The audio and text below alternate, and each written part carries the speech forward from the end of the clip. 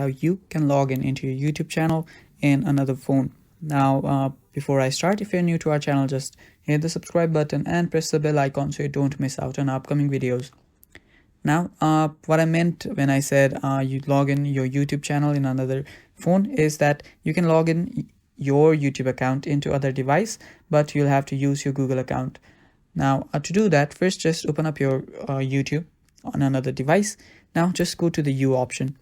Now, this is YouTube signed out. So I'm just gonna tap on sign in and I'll sign in. But if you're on your other account, there is another account in the another phone, what you can do is just go to the U section and just tap on switch account. Now, what I meant was if this is an example of the other person's phone or other person's account, just tap on switch account. And after you tap on switch account, just tap on add account and sign in with your Google, and you log in into your Google account in that phone. So it's that simple, guys. That is how you log in into your YouTube channel in another phone. And that is all for the video. Thank you for watching. Stay tuned for more.